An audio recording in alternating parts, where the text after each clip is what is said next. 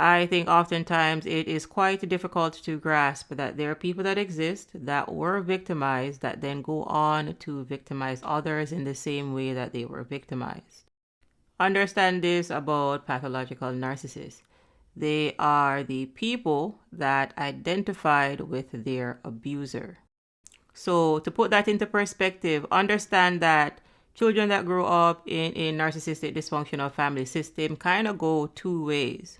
So, they either go the enabling, people pleasing, codependent route, or they go the narcissistic, egomaniac route. Now, if you're on this page, then you most likely were assigned the scapegoat role and or the lost child role. What this means then is a lot of scapegoats and or lost children end up being enablers. So they end up being people pleasers or codependent. People pleasing essentially is people fixing, and you may overextend yourself. So the thing is, people pleasers or enablers normally attract narcissists. So if there are people that grew up to be the enabler codependent, then there are also people that grew up to be the narcissist egomaniac. When it comes to a narcissistic dysfunctional family system, children are assigned roles based on the narcissistic parents' needs. So nobody is really getting their needs met. Because in this type of dysfunctional family system, the children are there to serve the parents' needs, not the other way around. So you're dealing with a dysfunctional family system, and essentially this is programmed backwards.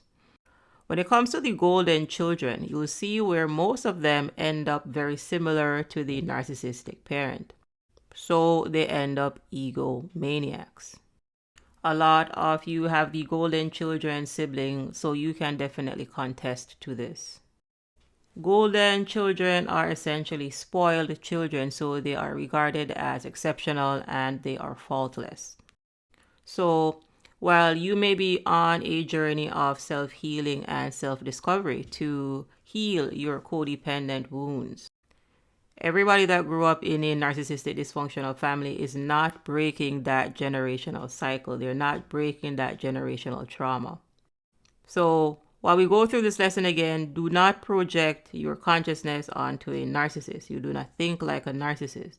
If you thought like they thought, then you would be going out, love bombing, devaluing, discarding, and hoovering people. So when it comes to dysfunctional family systems, some narcissists probably were the scapegoat, the lost child, etc. However, they identified with the abuser. They identified with the narcissistic parent, which means that they ended up like the narcissistic parent. So today they are abusers, enacting the same abuse that they endured as a child, hence repeating the cycle. Understand that pathological narcissists are not knowledge impaired, they are empathy impaired. You're dealing with people that are rooted in their shame and they're unable to move past their pride. This is what we call victim abuser consciousness.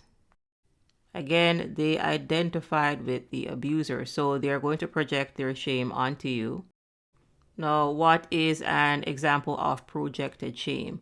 Projected shame is abuse or abusive behavior. For example, verbal abuse, when the narcissist states that, nobody likes you, you don't have any friends, everybody hates you, you are good for nothing, etc. You will see where they also project their guilt. Oftentimes in intimate relationships, you will see where narcissists will blame their partner for them cheating on their partner. They're also oftentimes projecting their fear, and this is the fear of abandonment that they actually feel. However, they want you to feel like you're losing something good. And when it comes to anger or rage, then I'm sure you've probably seen their narcissistic rage fits, which really is an adult tantrum. It is important to understand that not everyone that grows up in a dysfunctional family system will make it out of it. This is where the popular saying comes from that trauma stunts growth.